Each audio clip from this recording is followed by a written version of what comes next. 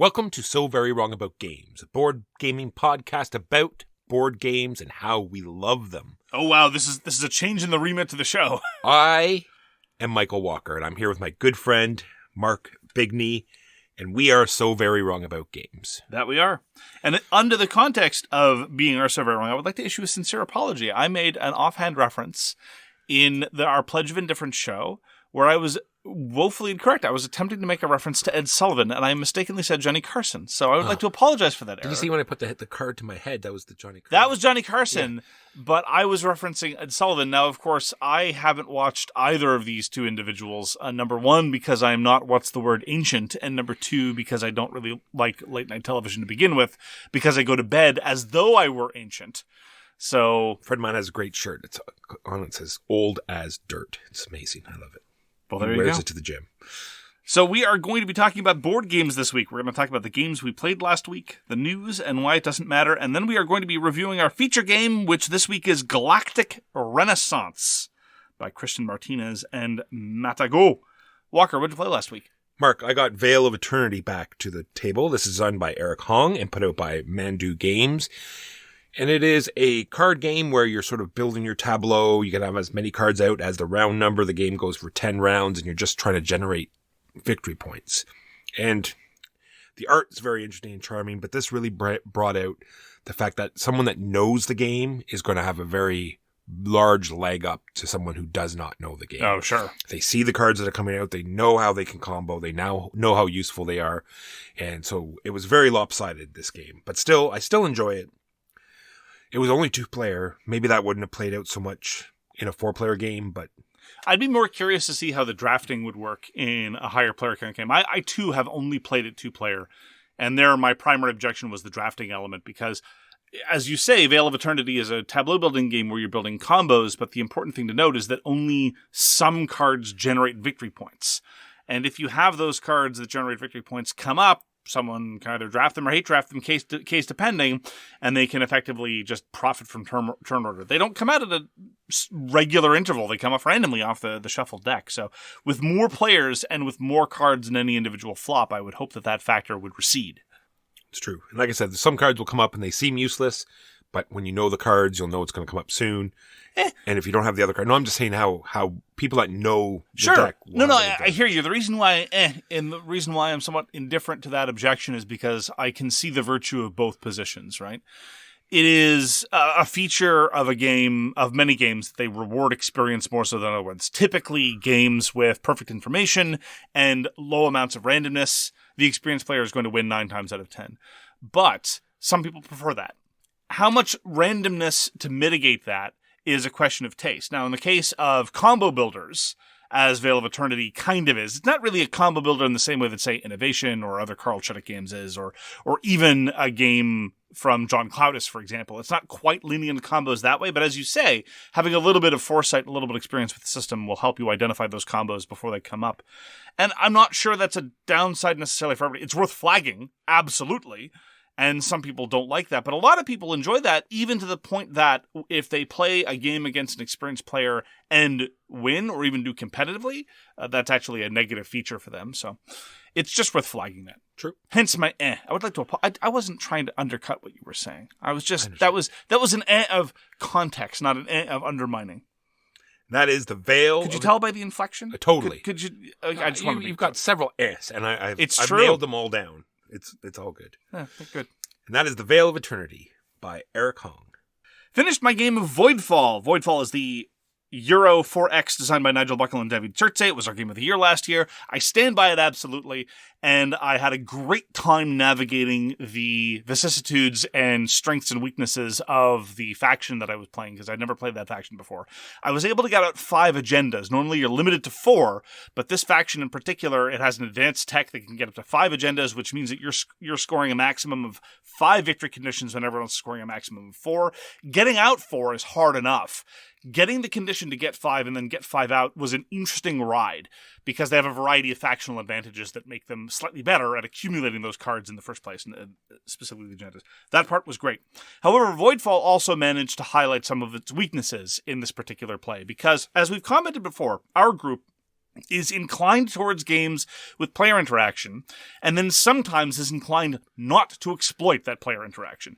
We've gotten better, I think. A lot of us have. Certainly at identifying those features. But this was a case where Voidfall was absolutely playing into that kind of borderline degeneracy. It wasn't a degeneracy, but it was almost there. Here was the situation round about the end game, round 3 going forward, which was we had all raced towards the center hex, partially by necessity, partially because that was what was advantageous. And I had my holdings, and I was right up next to Louis, and I was right up next to the other Louis as well.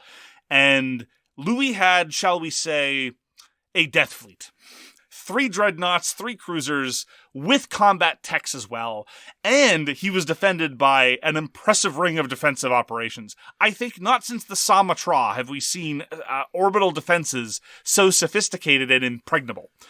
I had a pretty good military force, but it didn't measure up. Under normal circumstances, it would have been fine. And I think, looking at the table position, looking at the relative scores, looking at what was going on, my ability to retaliate, a reasonable position would have been time to go step on Mark's face real hard. And for what it's worth, just for context, I probably still would have won by a handy margin, because again, I had 5 agendas out and was scoring them. Louis, on the other hand, is not inclined to do such a thing. And indeed, I looked at that border, I looked at that developing situation and said, Louis probably not going to be willing to pull the trigger. He really should. I almost felt like telling him, you should really, come on. Why are you going there? Come on. But I didn't, partially out of self-interest, partially because I knew Voidfall isn't at its best when played that way, and also partially because I just don't like telling people how to play, by and large, especially when other players are involved. So, again, this was Voidfall at its best, also Voidfall at its worst, to a certain extent. The player versus player combat, the combat itself is fine, but the way the victory conditions interact with it can be very strange, especially insofar as it's superficially appealing, the way you score points by attacking somebody else's holdings, but then the more you start interrogating it, you start thinking about the dynamics of attack and counterattack, it just starts to be less appealing. But when the heads down multiplayer solitaire experience of Voidfall is as good as it is, I think this is merely a blemish on another, or perhaps even for some people, for some people, just a feature, not necessarily a bug. Not. Oh, I'm sorry. I just wanted to be clear. Gotcha. I wouldn't want to get the intonation wrong. Thank you for the correction. I appreciate it, Walker. So everyone was very pleased to go back to Voidfall. Teardown was much less painful than setup, especially since it is easier for multiple people to cooperate in the teardown in a more straightforward way. I'm very happy to get Voidfall at the table. Even though this is a heavier and more Euro experience than that particular group is often inclined to go towards, Voidfall wins friends wherever it goes. It is a very particular experience, but extraordinarily well done. The design team of Nigel Buckle and David Turczi continues to impress. I'm a massive fan. Looking forward to the continuation. There have been noise about expansion opportunities in Voidfall, which on the one hand is greatly appreciated, on the other hand is wild because there's already so much content in that box. So, that was Voidfall. I picked up another copy of Radlands because my copy just disappeared. That's what happens when you lend things to people. I know. Do you know what happened? I once lent someone a copy of The Vocation of Man by Fichte. He never gave it back to me, and it's so out of print. I had to find a weird, not as good translation. It was the Hackett translation. It was really good.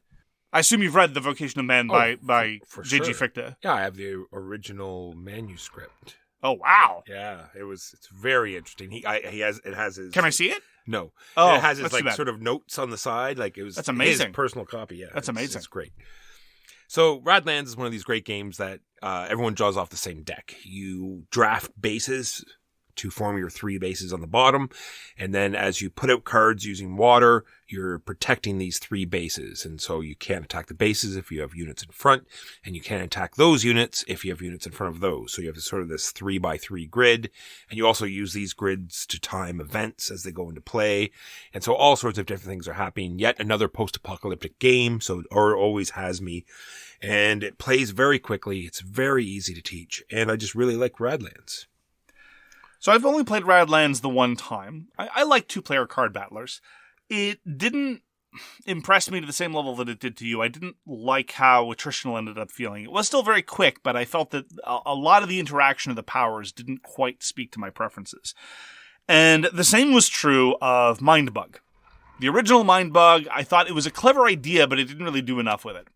Enter Mindbug Battlefruits. So this is a review copy we got from the publisher. Battlefruits is kind of sort of the third standalone version of Mindbug. And it introduces a couple of very, very simple new mechanisms. One of them being Harvest, and one of them, which is a holdover from the previous set, which is to say actions. A couple comments first about the theme. They've really committed. So it's called Battlefruits. And right away, if you go see the crowdfunding, by the time you hear this, Mindbug Battlefruits should be on GameFound. Yep. And just started. You can take a look at some of the characters. I mean, if you had thought, look, it's called Battlefruits. Surely they don't mean, yes, they mean Battlefruits. There is there's a pineapple paladin. There is a dragon fruit that is a dragon fruit. They've really leaned into this. It's all vegetables and fruits. It's almost the point where it's like, hats off, you've really gone to the hilt with this nonsense. I kind of appreciate it. But now I think Mindbug is in a really, really good place, because the level of elaboration introduces elements of timing. That was one of the things that I didn't like about base Mindbug. Everything seemed like individual stochastic turns. It made everything feel like one-shots. And at that point, you're playing something more that feels like a take-that card game, even in the context of two players. But now with Harvest and the new actions, it's not trying to go into like a tableau builder or anything like that. But it really does open up the decision space and open up the considerations of what you want to play and when, and the psychology of when to steal other people's units. Because the conceit of Mindbug, for those not familiar, basically all you could do in your turn is play a card, more or less, or attack with one of the cards you've already got. Every card is a unit, and they're all busted. They're all just way too powerful. But twice during the game, after someone plays a card, you can say, no, that's my card instead. So you're sitting there with a hand saying, oh yeah, this would be a great card to play now. Oh wait, but it's too good. Walker's going to steal it. Okay, better wait. And it's those level of considerations that really drive a lot of the fundamental tension of it. But then on top of that, as I say, with Battlefruits, you've got some interesting abilities. How do you think Battlefruits stacks up to the other Mindbug offerings? For exactly like you said. Yep. Adds sort of like a timing mechanism. Like you said, there's the Mindbugs. You only can do it twice in a game, and you only have 3 hit points. So the games don't last very long. Yet another single deck game, even less so, because you only give 10 cards to each player, and there's a whole, half a deck still left to play. And like you said, there's Harvest, introduces counters, and they use those in all sorts of different ways, which is nice. It's not just the standard, Right. It's mostly, add it or subtract it, and when that happens, it triggers an ability. So the first set that came out added actions. So the first set was just, like you said, play a card or attack with a card that was already out. Then they added actions. So you could either, play a card, activate a card you have in play, or if it had an action associated with it, yes. And now, like you said, they've added even more. Hope it doesn't get too out of control, but we'll see. Well, but out of control is kind of its stock in trade. That's kind of the point. As I say, any individual card seems ridiculously overpowered. So, for example, one card that was very consequential in the game that we were playing was a card that said it comes with 2 counters on it. At the top of every round, at the top of each one of your turns, that is, the controller takes away one of the tokens. While this card was in play, none of my other creatures could be defeated, which is huge. I could block with anything. I could attack with things under circumstances I wouldn't normally be able to do. I didn't care. It was wild. But the moment it loses its last token, it dies. And that's just an indication of how a single card will completely upend the play state, but it had a self-destruct timer on it. And so you were put on the back foot. You had been on a position where you had really wanted to go on offense, but this stalled you right at the time that that you didn't want it to. And so it was an interesting effect. I was only able to play it, though, partially because you'd run out of Mindbugs. So there you have it. It's true. And that is Mindbug Battlefruits. Specifically, we played Mindbug Battlefruits Kingdom. There's also a Galaxy set. So more Mindbug. Space fruit? You can have fruit in space. Yeah. Why not? Mark was nice enough to show me a game called ICECOOL Wizards. ICECOOL Wizards, very much like the basic ICECOOL, you're flicking penguins, but in this case, there are cards all over the map. There's a card for the room, and there's a card in the corners of the room. The cards in the corners of the room are recipes, and the cards in the middle of the room are resources to fulfill those recipes. And so you're flicking, you're trying to hit as many rooms as you can while either passing through or landing in the corners. And then you simply pick up all the cards of the rooms that you pass through and all of the corner cards that you either landed on or passed through. And then you fulfill the recipes if you can. If you happen to touch the other player's penguin as you flicked it, you get to trade, quotation marks, as in, with a club, you will take this, and I will take that. One of those kinds of trades. With the resources only. You can't, trade the recipes. But other than that, it's a much smaller map than it is for normal ICECOOL, but still super fun. And the penguins flick just as good as the original. For those of you unfamiliar, ICECOOL introduced a sort of board gaming technology whereby there were a series of nesting boxes inside the game box, and it was roughly the same size and shape of what you would find in a traditional Hasbro Monopoly size, which is to say relatively flat and relatively long rectangle.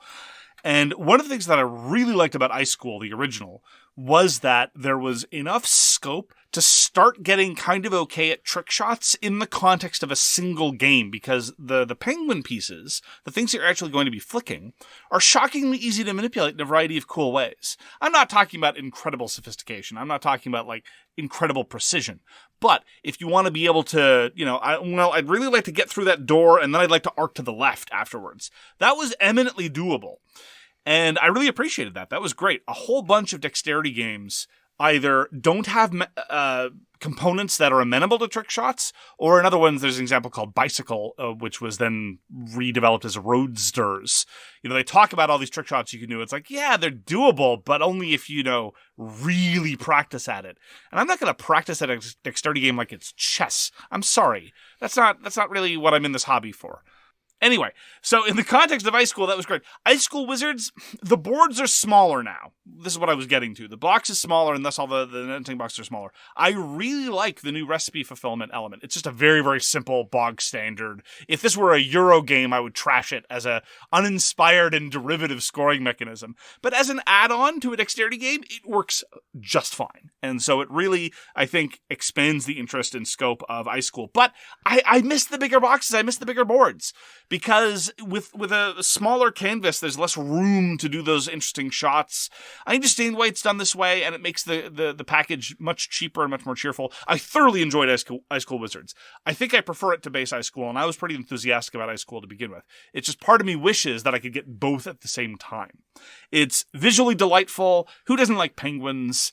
And the scoring elements are simple, but as I say, add a little bit of texture to the proceedings.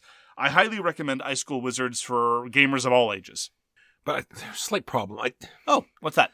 Well, I feel that the school is very old. The wizard school. Uh-huh. And then the evolution of penguins, they've been getting taller. You see, the doorways aren't quite tall enough to let the penguins... So, I don't think they would normally build it that way. So I think there's this... Walker had a bit of a problem with doors.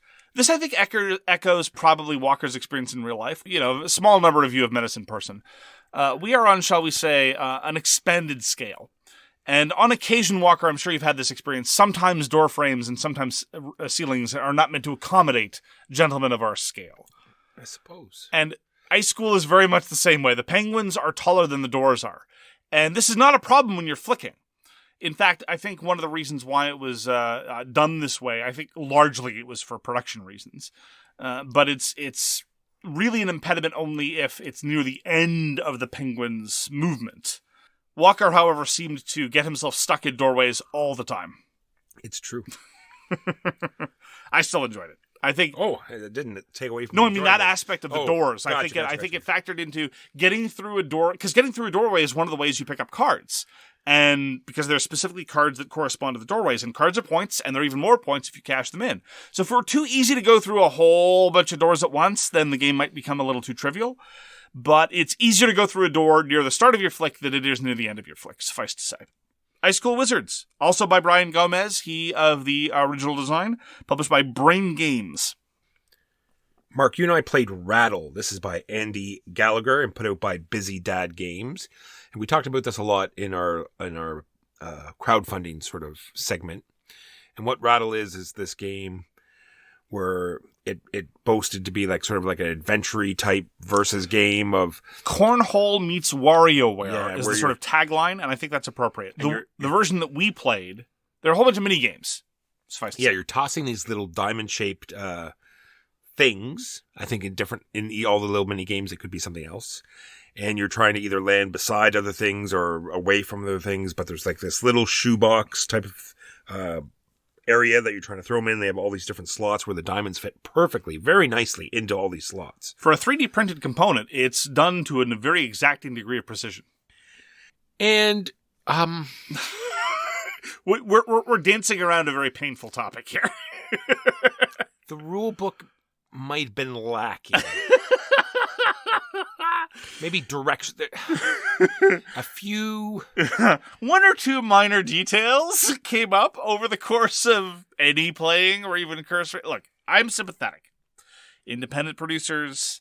This is clearly a one-man operation. This is a dude with a garage and a 3D printer. All right. And I pledged largely on the basis that I love dexterity games, as is clear already from the context of this episode.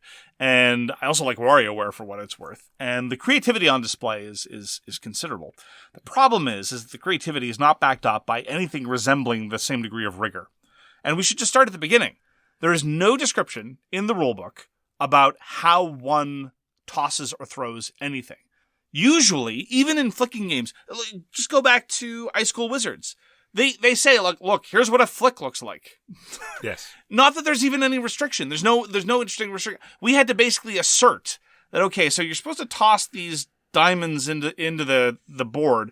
Let's just assert that you're not allowed to put any part of your body over the board, because otherwise somebody who is not interested in making the game work, and I'm not suggesting we play with this, but we just like guidance. We're not saying, oh, our tournament stats are going to get upended.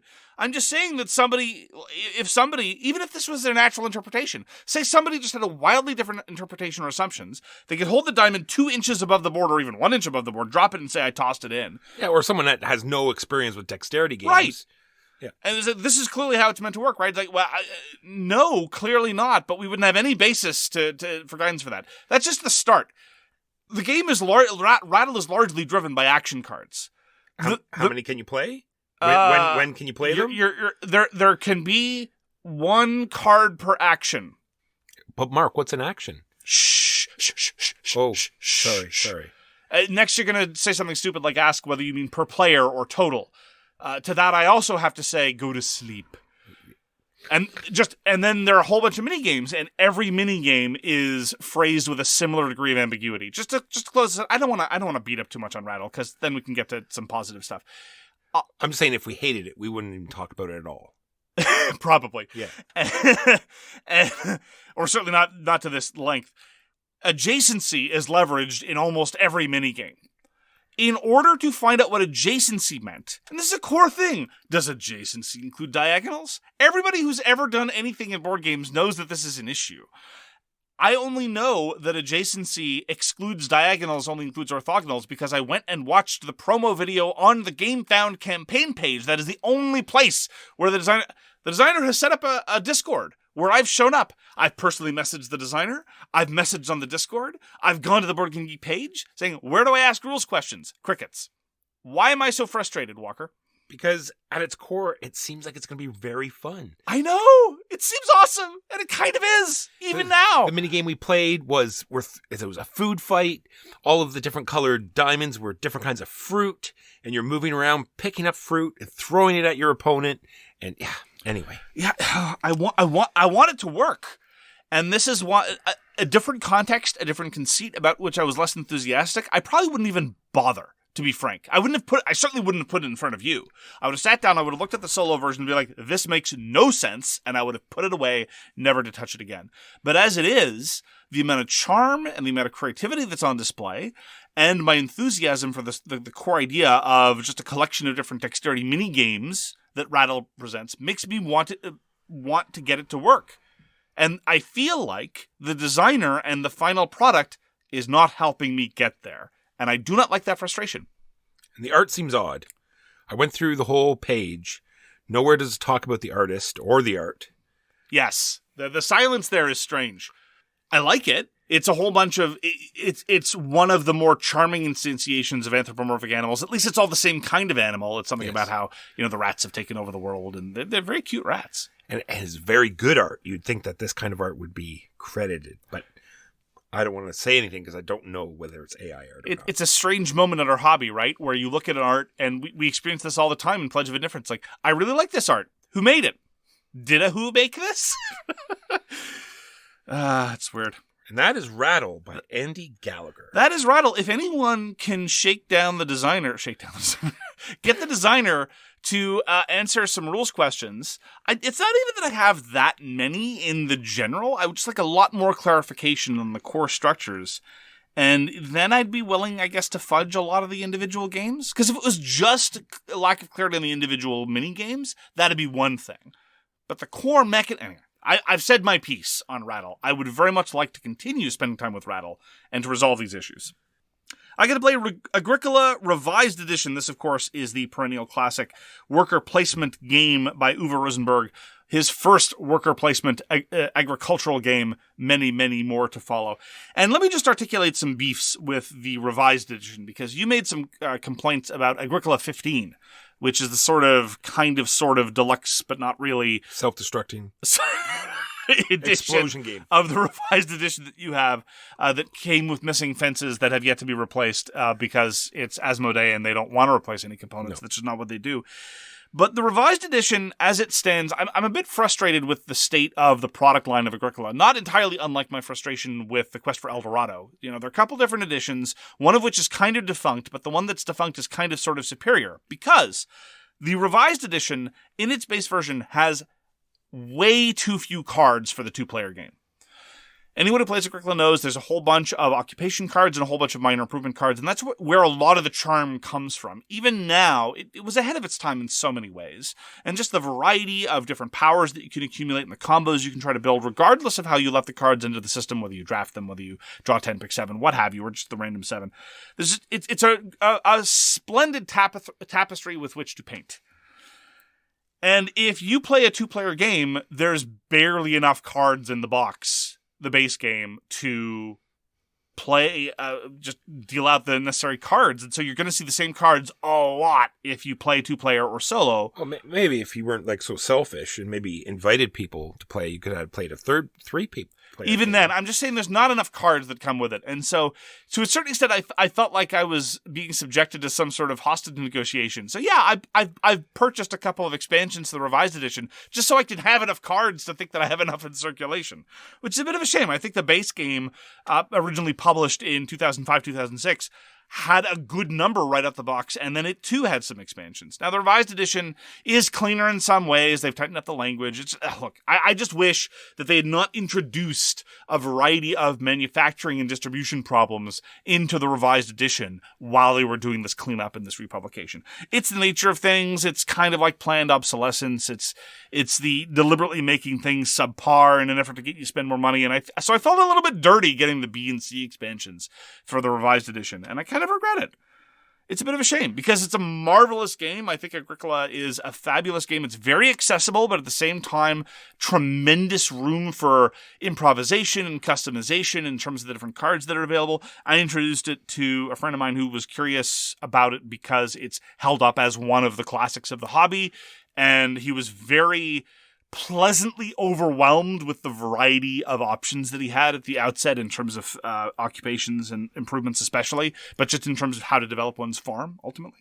Now, it shows its age in some way. You know, again, the fact that you're heavily incentivized to just run up the number of workers you have. They didn't need to make it so that you get more actions and more points by expanding your family that far. It was a classic design element of early worker placement games. But I still think that Agricola, even with its publication problems and even with minor elements of showing its age, absolutely still worth bringing to the table.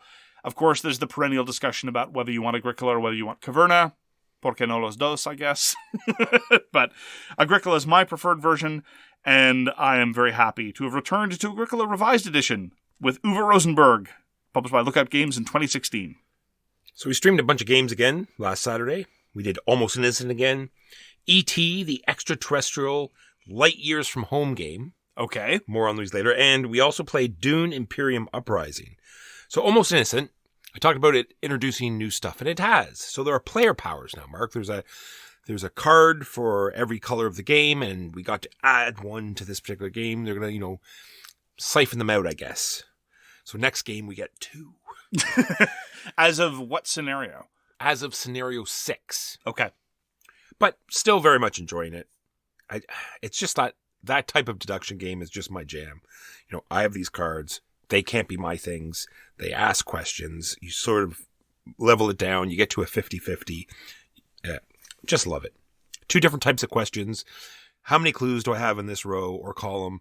Or is this particular clue victim in this row or column? That question goes around the table. And then you have a limited number of those questions. Even the types. It's like you have a lot of the number clues, but only a few of the particular card clues. Anyway. Yeah, I could never figure out how to do those effectively.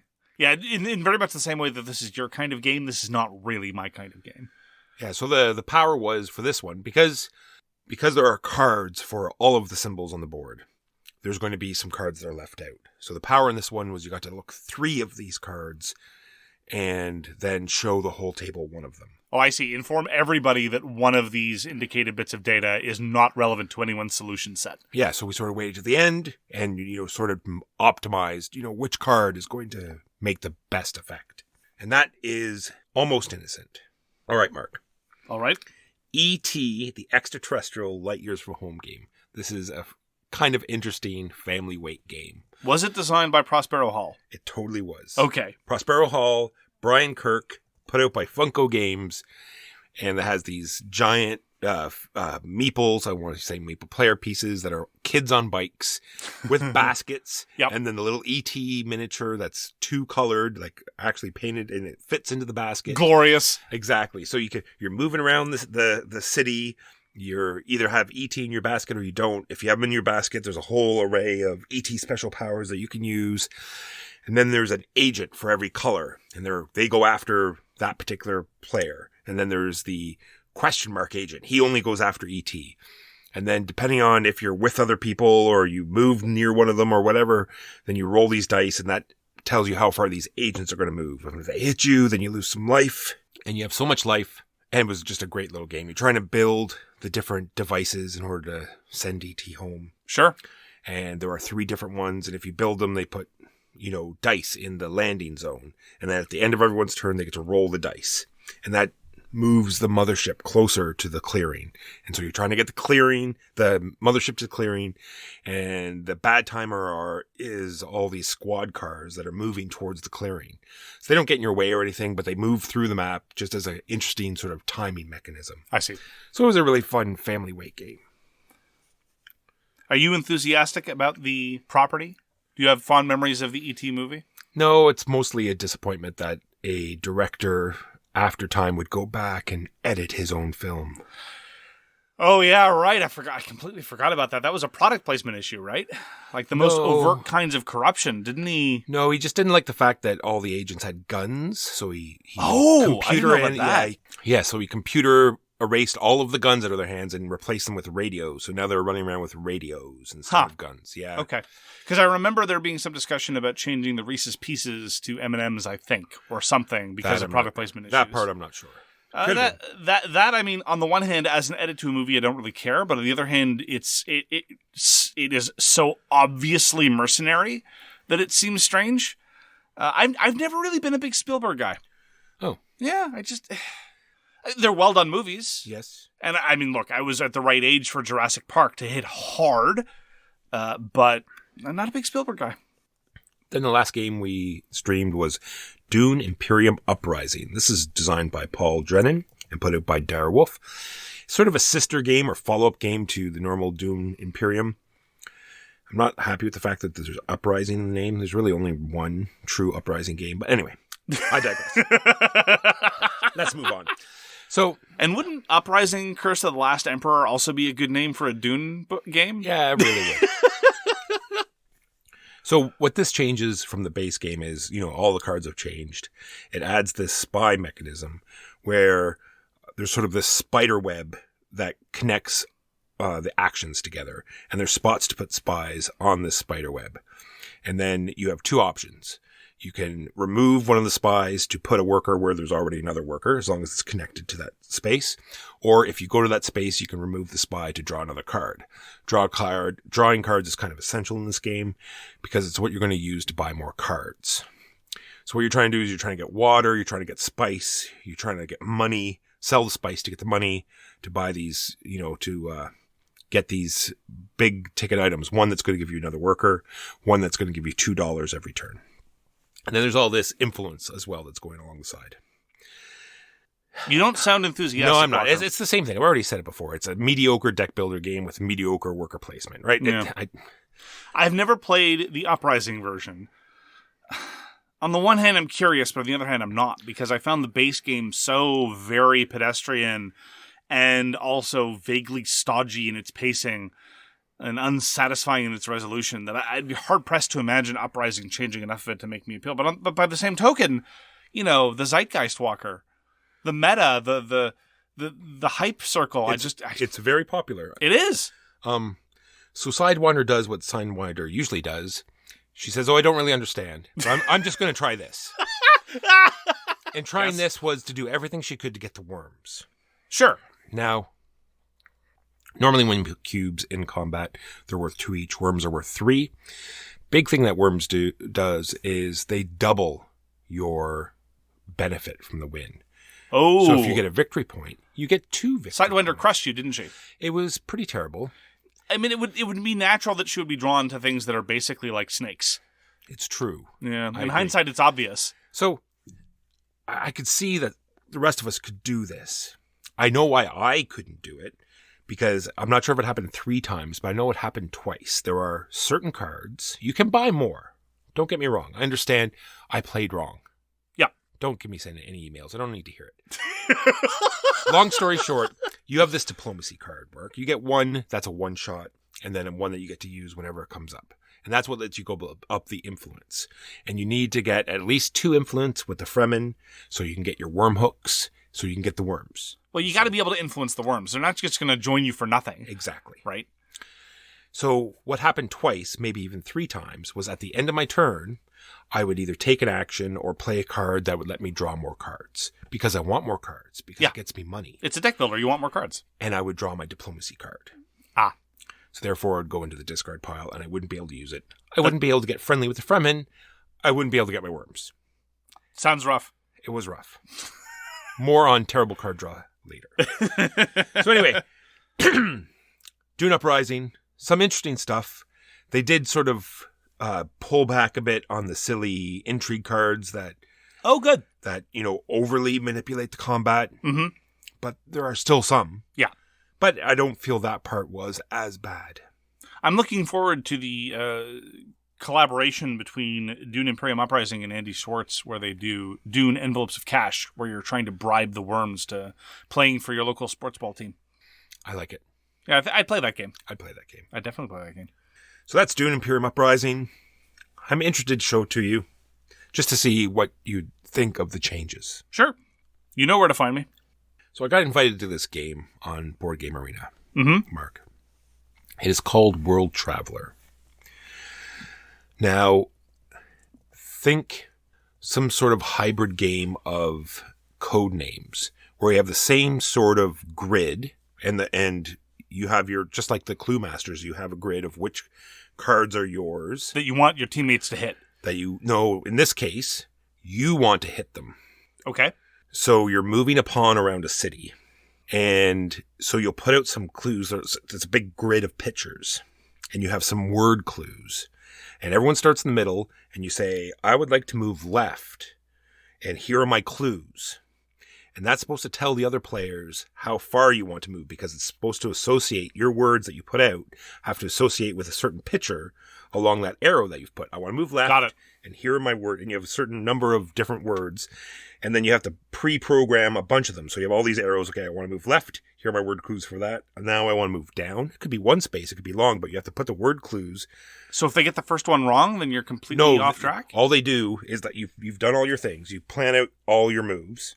And then as a team, they go through the whole thing. They move here, move there. And then on your, like I said, on your clue card grid, did they hit the points where you get points? Right. The points where you get points. The spots where you would get points. I really like it. I'm can't wait. It is available now. I think I'm going to pick up a copy because I just thought it was that interesting.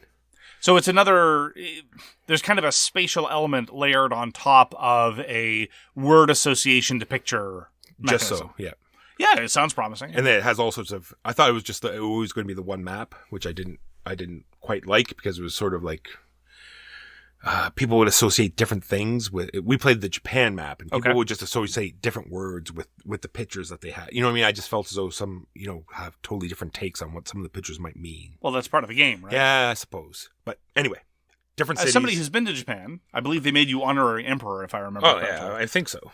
Did you feel that it was evocative of your experience in the country? Just so. It was like being there again. Okay. I look forward to hearing your reports of other maps of other countries that you visited, because between the two of us, you are absolutely the world traveler. Yes, world traveler, designed by Thomas. Oh, Dagenais-Lespérance. Yes. Thomas Dagenais-Lespérance. Just so. And I've enjoyed his work in the past. And published by Office Dog. Excuse me. That's awesome.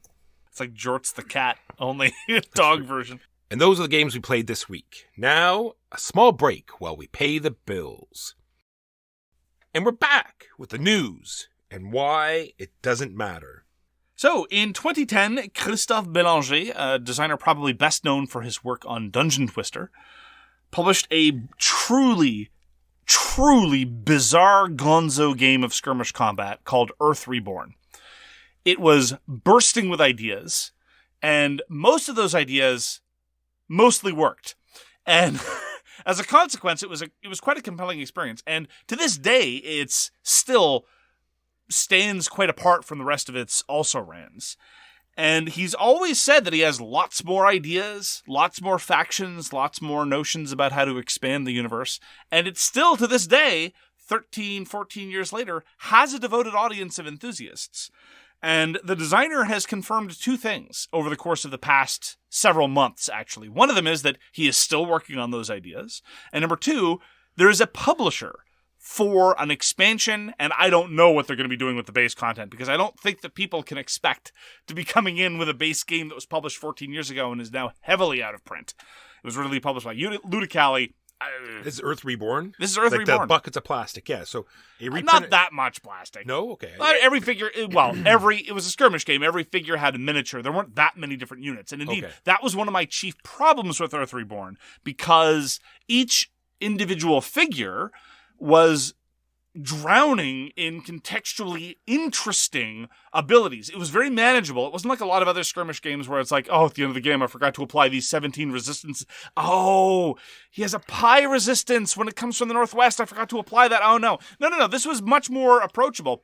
But the problem was, it would lead to the same dynamics over and over again. Gotcha. I thought from the year that it came out and the size of the box, that it was just, reasonable. Yeah. Most of the size of the boxes is taken up by the mountain of different rooms that are there. And it had a sort of an iconographic language that allowed each room to be its own thing. Like, for example, there's no broad mechanism for how the power goes on and off. It's just the case that some room features can be used when there's power, and some room features can only be can't be used when there's no power.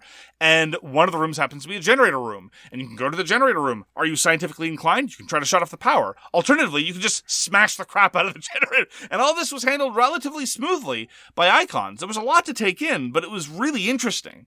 But as I say, the small cast kind of limited the horizons in a way. So, like, there was this one monster who was basically Frankenstein, and he was weak to the influence of the sniper and the human team, basically, because he was physically attracted to her. And so you had to make sure to keep him out of her line of sight, because she could seduce him very, very easily. These dynamics are really interesting, but when there's a small cast, it tends to repeat, right? Anyway, so maybe there'll be more Earth Reborn, maybe there won't. I'm just amazed that the designer is willing to go back to this idea after so much time. I'm very pleased that it seems to have a publishing arrangement of some kind. No word on who the publisher is or what the distribution model is intended to be, but that's the news such as it is. Earth Reborn, possibly to be, birthed again. What would be a better term for that? We'll workshop it. Yeah, let's go back to that. So I'm always interested. Vladimir Suki seems to put out a game from Delicious Games every year. They've announced their one for this year, and it's Rafsfa. So we'll see. It's a European city, isn't it? No, it's a Middle Eastern city. Oh, okay. Well, that's progress. That's a little bit different. Do I exaggerate the extent to which every Vladimir Suki game feels the same? Yeah, probably. Probably a little bit. I probably give them a little bit more hard time. But it's just here's another historical city. Okay. Syria. That's right. Oh, it's in Syria. Okay. That is the news and why it doesn't matter. Now on to our... Sorry that we prattled on for so long. I know there's a lot of news this week. I am very sorry. Now on to the feature game. Our feature game this week is Galactic Renaissance, or Renaissance, case depending. Designed by Christian Martinez, published this year by Mandoo. Christian Martinez is perhaps best known for his big box game Inish, also published by Mandoo in 2016, a drafting/area control game.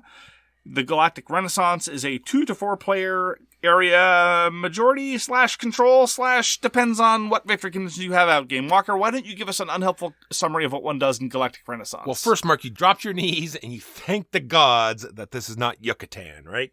Yep. Then you look at your hand of cards and you wonder who the hell put these terrible cards in my deck. So there is a deck building mechanism. More on that later. And it's a great game because the setup is very quick. You put out some planets, and I want to get back to this because we already talked about things being better if you have multiple plays, or how bad it is for new players. And what you do at the beginning of this game is that you're drafting.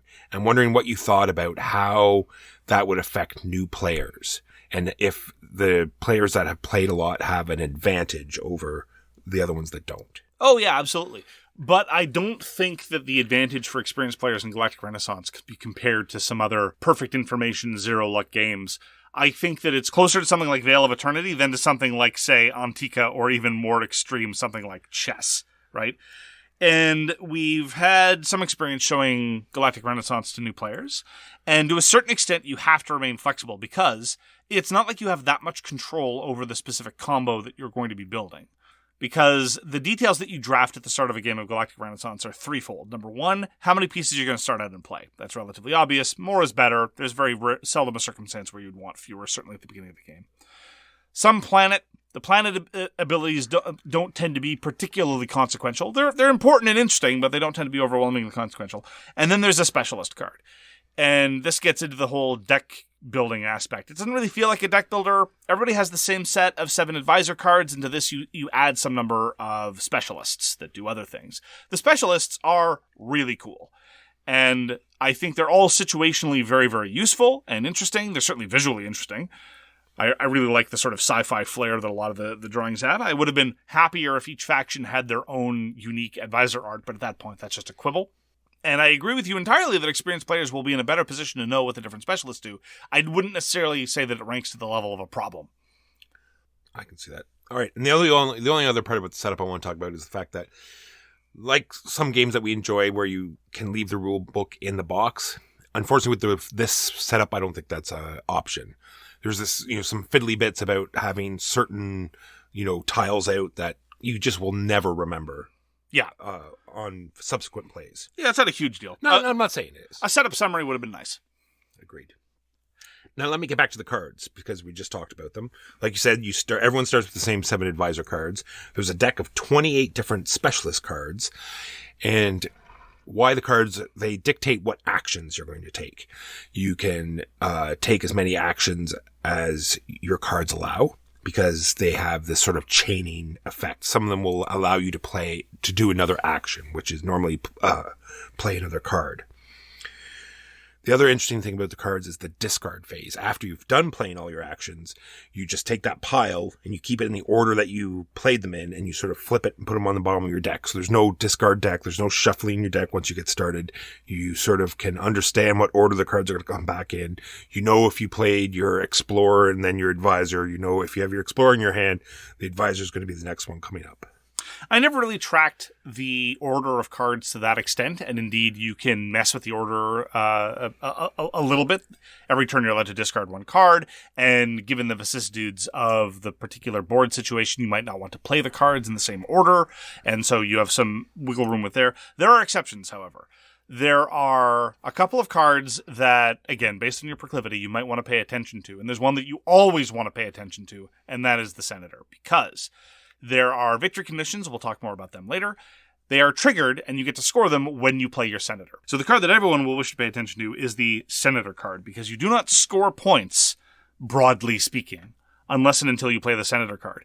And so consequently, it's not so much a game of hand management. It's not so much a game of deck construction management, because the specialists that you acquire over the course of the game, worst case scenario, can just be used to cycle themselves so they don't bloat your deck. Most of the time, you care very, very much about getting to your next Senator card. Now, you have to set things up so that you're playing the Senator such that you score well. But generally speaking, burning through the rest of your advisors as quickly as possible is one of the challenges of playing Galactic Renaissance well. And that challenge I found very interesting, especially given the fact that you do not shuffle your deck. If you did shuffle your deck, there could be all kinds of weirdnesses based on how that works. Yeah. So what, like Mark said, you have to set up first. And how you set up is that throughout the game, you start with one planet, which is the hub in the middle. And then throughout the game, you're going to be playing Explorer and maybe some other specialist cards that put out more planets.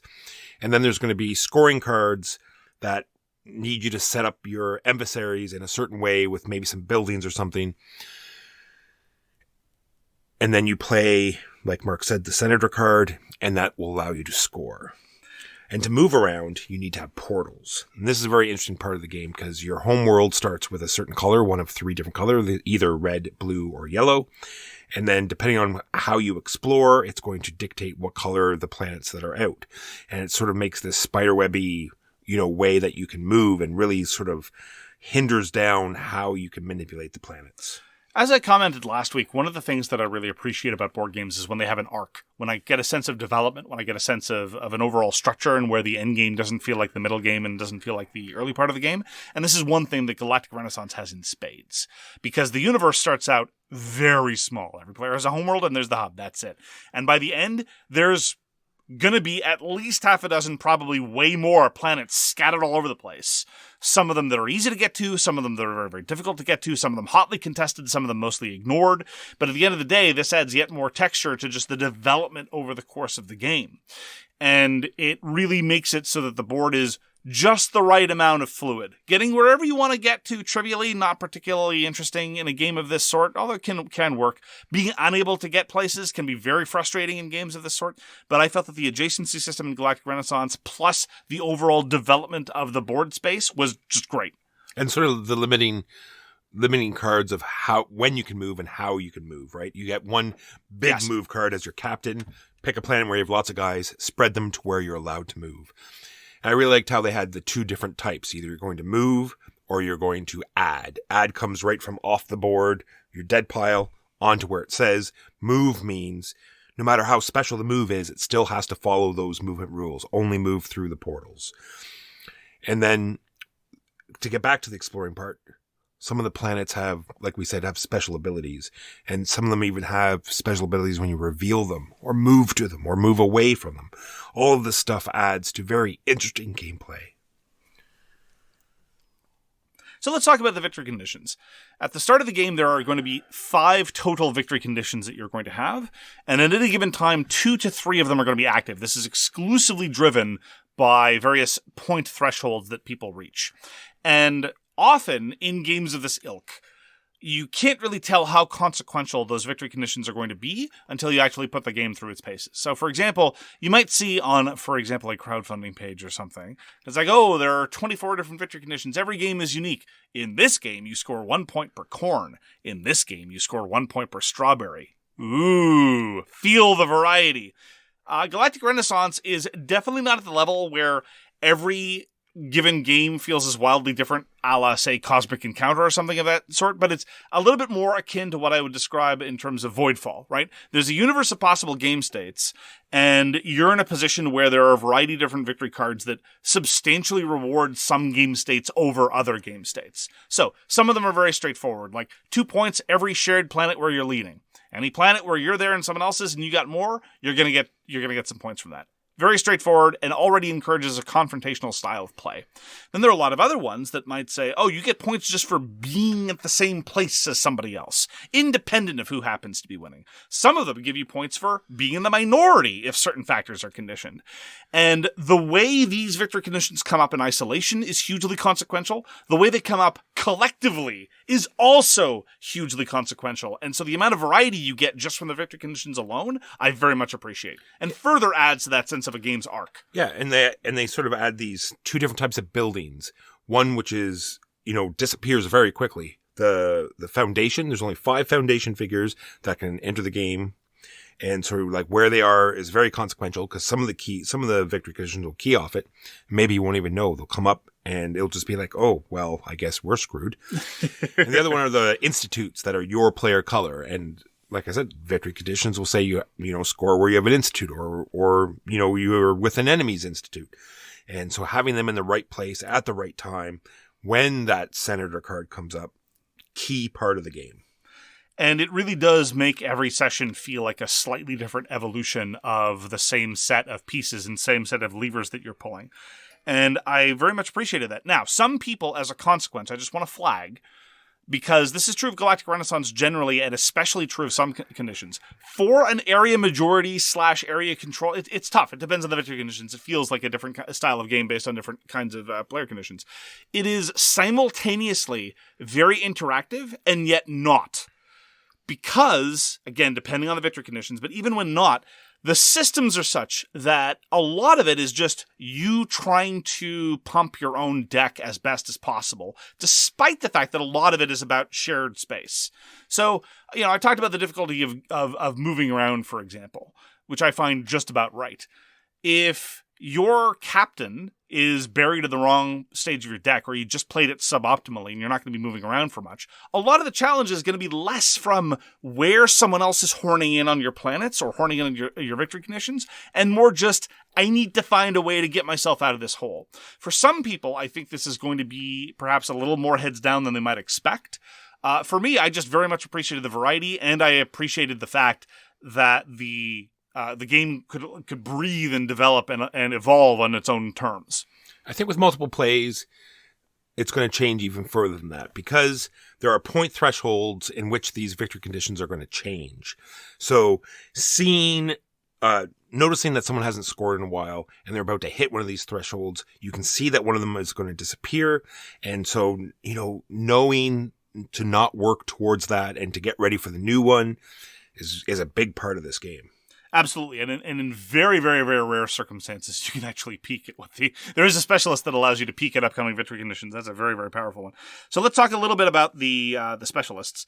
This is the first overt comparison I'm going to make to Inis, because in some ways, I think Galactic Renaissance feels an awful lot like Inis, and in a lot of other ways, I feel that Galactic Renaissance is achieving and manifesting the promise that I felt that Inis never delivered on. All right. In Inis, there are a variety of one-shot cards that you can pull from. And there's just a deck of unique cards that you can pull from, and they're one-shots. And because they're one-shots, and because they're drawn in secret, and because you're never going to see them again, I never really liked the effect that it had on the game state of Inis. I felt that Inis was, overall, my problem with Inis is that I felt that it was this awkward juxtaposition of the necessity of planning so that all your ducks were in a row, coupled with weird elements of overt chaos from the game system, and sometimes unintentional chaos from other players' decisions, sometimes even when those other player decisions were optimal decisions. Galactic Renaissance, I think, avoids those to a large extent, because you don't have one-shots. Instead, you have these specialists that come up again and again, and at worst case, never blow up your deck, and people can start to anticipate them. Like, I know what specialists everyone else has got after they've shown up the first time. They don't have some sort of cataclysmic effect and then go away. Because of both the fact that it's slightly more solitarish than Inis was, and because of the deck cycling, I feel that they have a much, much more salutary effect on the game state than Inis did. Another similarity is there's the sort of end game where Inis you sort of had to announce that I'm, in winning contention. Right. And then everyone beat you down and then the game went on for another 4 hours. In this case, get good, Walker. Okay, so true. In this game, you have to hit 30 points. But the hook is that there's sort of a threshold at 20. Once you've hit the 20 mark, you have to get 10 points in a turn or else you go back to 20. So say if you're at 19 and you got 8 more points, well, you didn't hit the 30, you go back to 20. Yes. In practice, this is less daunting than it sounds, especially after you play your first few turns where you're scrabbling to get 4 to 6 points in a given senator play, and you figure how on earth it's going to happen. Oh, the game will develop. There are going to be so many planets in play, it won't be a problem getting to those 10 points. Frequently what happens is some number of players get to 18, 19, 20, and then it's just a question of who can get their senator out when they're in a reasonably advantageous game state. And that's fine. It, again, identifies a clearly delineated endgame. There's not really much opportunity to bash the leader, certainly not as much as there was in the context of Inis. And also, it's the case that the overall game flow, I think, of Galactic Renaissance is vastly preferable to that of Inis. Inis had this drafting phase, and I loved the drafting of Inis, in theory.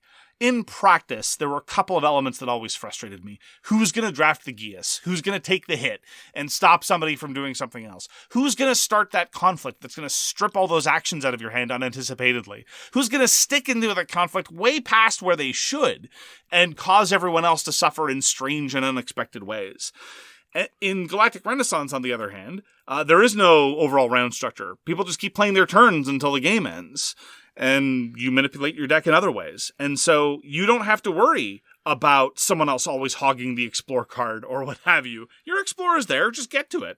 Yeah, I want to go back to the deck manipulation because there's another very interesting aspect where you have these institutes that go out and it increases your hand size. And it's sort of, like I said, because some cards let you chain, having more cards in your hand is better. Not only huge deal, yeah. Not only does it give you more options, but more chances of getting those chaining effects.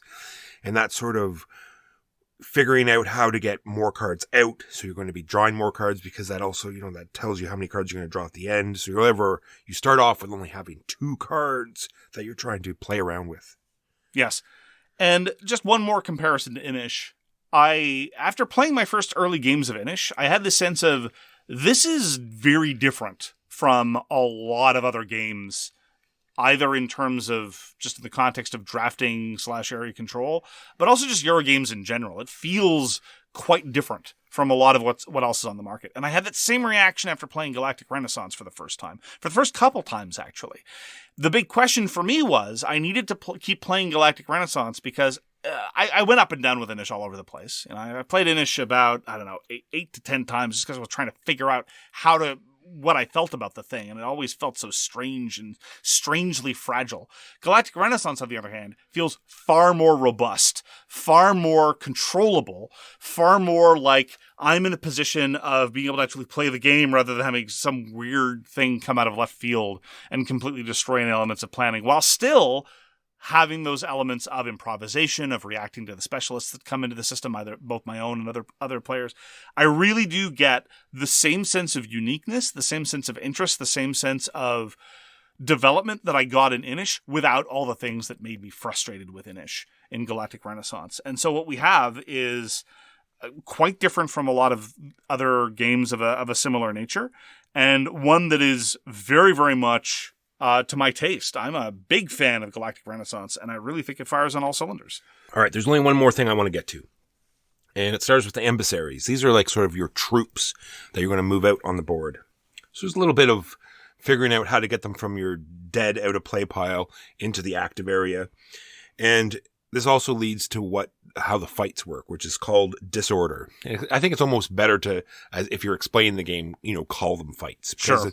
Because then, when you say, then we do disorder, it might think that's this weird new mechanism.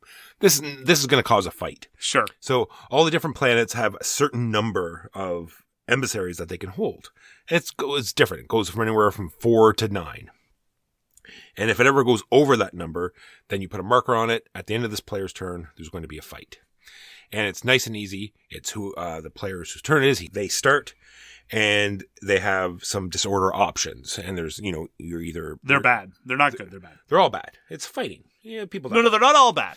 Some specialists get you some good options. True. So you're either moving troops, like retreating them, or you're killing them, or, like Mark said, you might be lucky and have some disorder cards in your hand, which do all sorts of things.